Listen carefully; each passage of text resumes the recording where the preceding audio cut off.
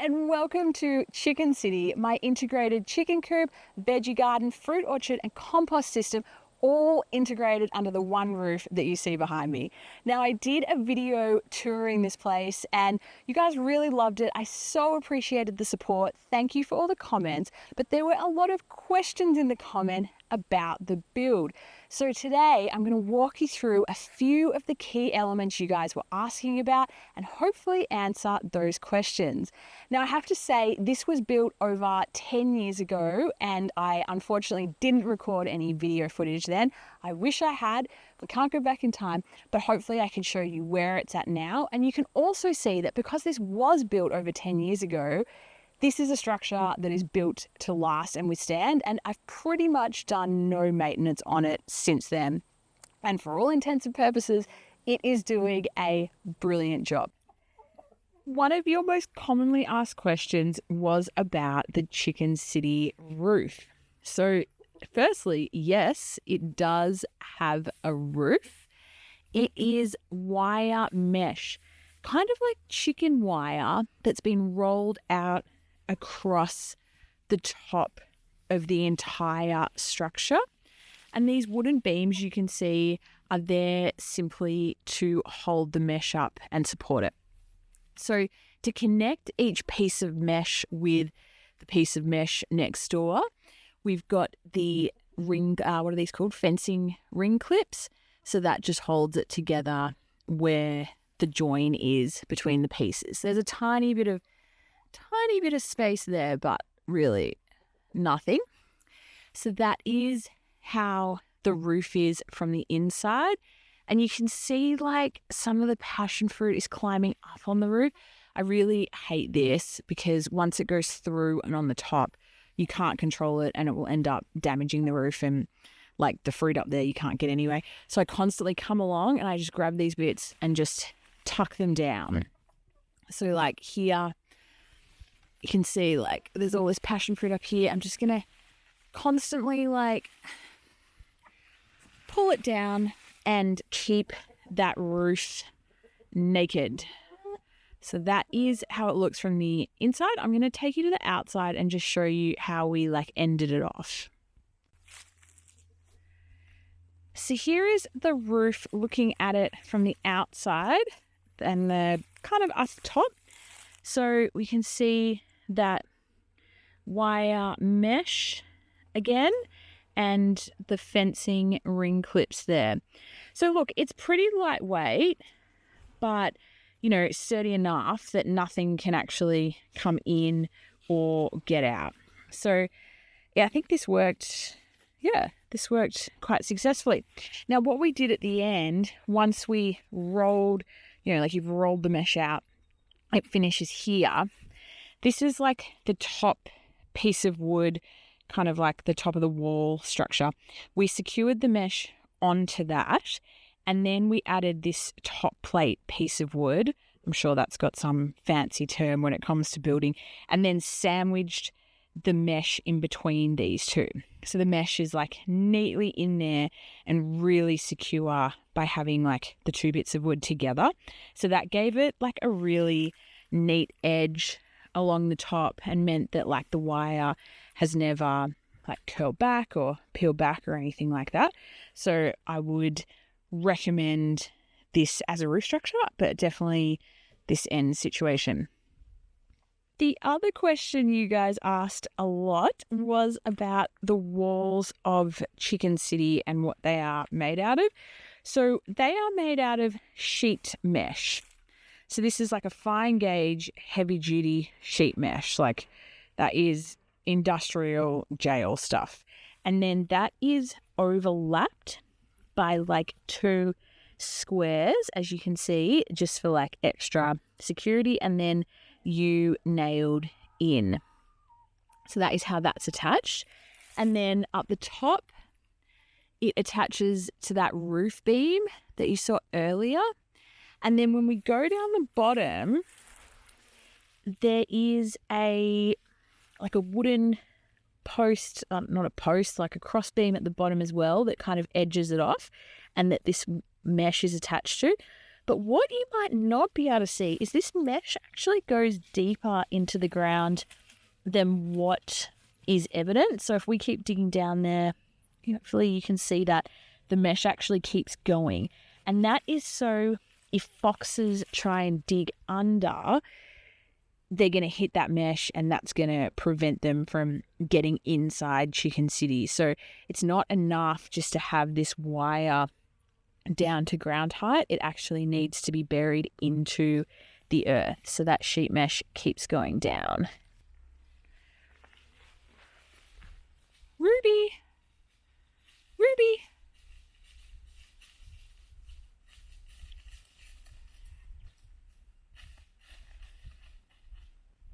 Hello, beautiful. Hello, beautiful.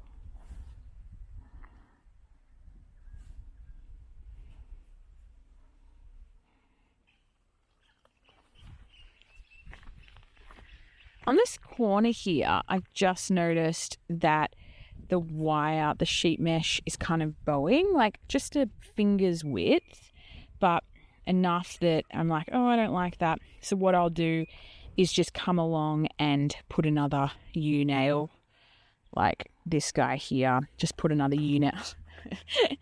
Hello. Yes. Just put a U-nail on there and just like keep that flush and tight.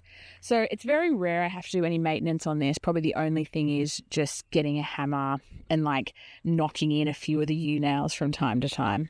And they're put to the paces. Like the goats love to scratch themselves on the panels. That could actually be how that corner's become like detached, because I can see Remy coming up here and just rubbing right there.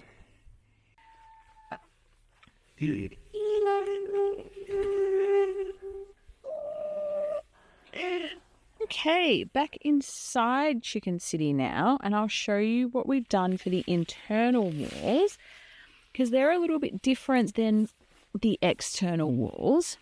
So here is an internal wall between the fruit room and the berry cage.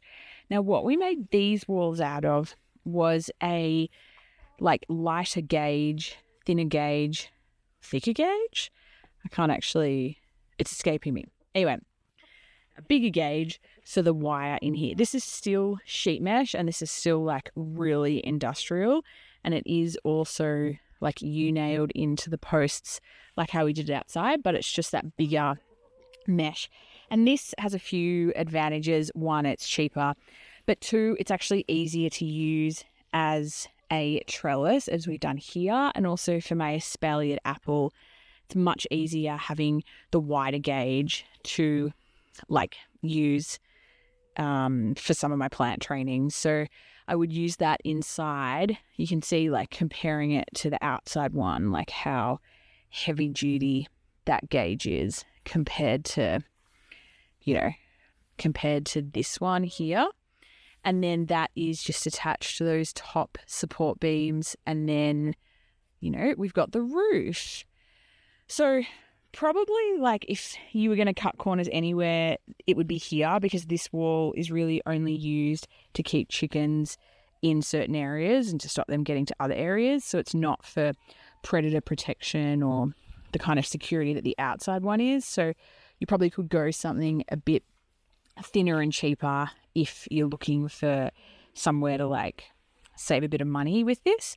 People asked if I'd used hardware cloth on the external, and no, I haven't used hardware cloth anywhere in this build, but perhaps if there was a spot, maybe these room dividers could be it. Next up, you guys wanted to know about watering systems. So I have a tap plumbed in to the middle of Chicken City into the courtyard here. And I've got a hose running off that, and then I've got the splitter, as you can see, which runs across here, and in summer runs a misting system just to make sure everyone's staying cool in the garden on hot days. So having that hose and that tap in here is such a game changer. I use it literally every single day, not just to water the plants, but also to clean the chickens' feeders, fill up their water bowls here. You know, like sometimes I use it to clean the shit off the compost bins. Like there's just so many times you need water. And if I had to run a hose from the outside in through the gates and try and manage the animals with that, it would be really, really, really difficult. So I would highly recommend putting a tap internally in your chicken system. And this is like kind of as middle as the garden gets. So that's where we put it. I mean, it would actually be quite handy to have another one somewhere else, but, you know, one definitely does the job.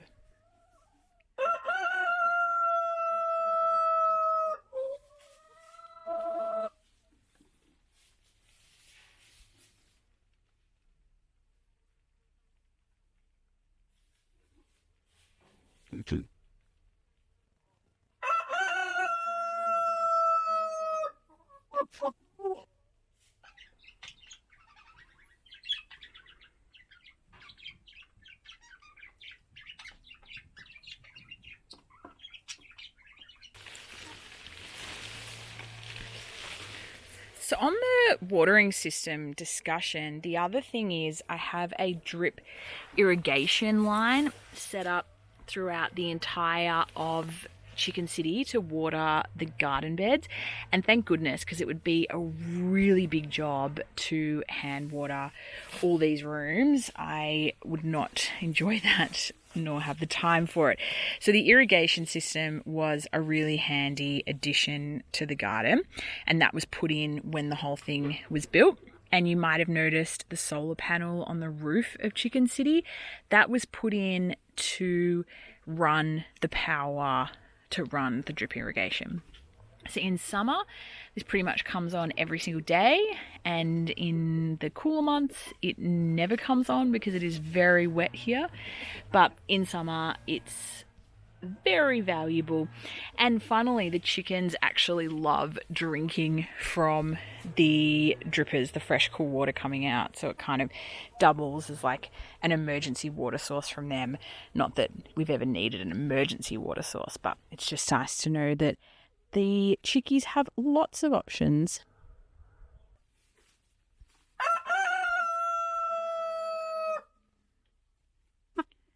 Another topic you guys are interested in is the floor of Chicken City. And this is simply bare earth. There's no wire under here. There's no concrete under here.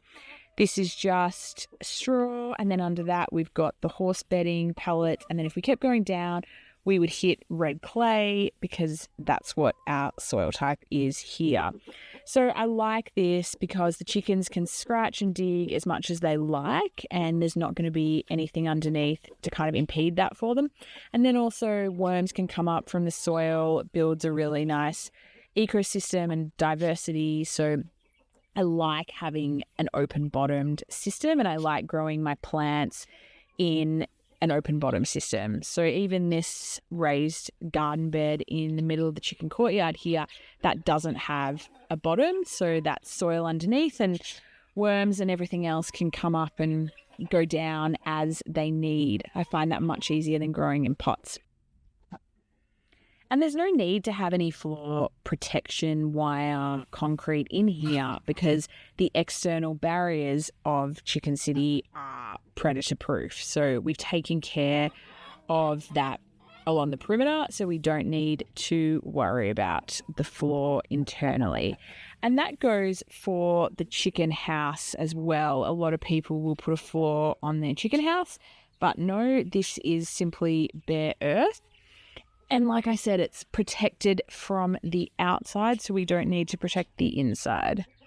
But one thing to know, because we don't have a floor of the chicken house, we do not want anything digging under the wall here. And because this is panels of wood rather than the sheet mesh, we didn't have anything to go deep into the soil and prevent something digging. So what we did was we attached mesh to the bottom of the chicken house on the external side, and then that goes right down into the earth there. So if something tries to dig in under the chicken house here, they're actually going to hit this wire as well. So the whole thing is completely fortified on the perimeter. There's no weak spots. Anytime something tries to dig, it's going to hit that. Although actually, touch wood, nothing has ever tried to dig underneath. So perhaps they understand that Chicken City is Fort Knox and they will not get in. So you can see here that wire again extends around the entire of this wall. And this here is my outdoor sink. Looks a bit of a mess, but very practical. It's just made out of an old pallet and an old sink we picked up in hard rubbish, and that is plumbed in.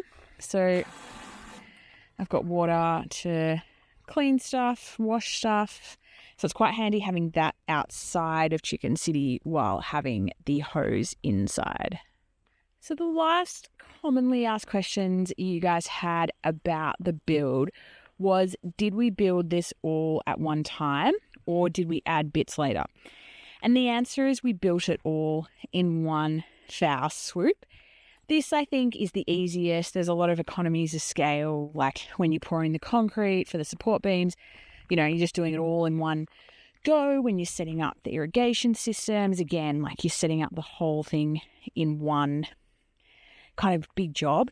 But having said that, I absolutely think you could build the chicken house and the main courtyard and then continue adding rooms as the budget allows, as time allows, etc., etc. So I absolutely do not think you need to do this all in one, but if you can, it's pretty brilliant. So that is today's video, all the questions you had about the Chicken City build. Thank you so much for leaving comments on my video. I read them all and it absolutely warmed my heart to hear from you all and get all your support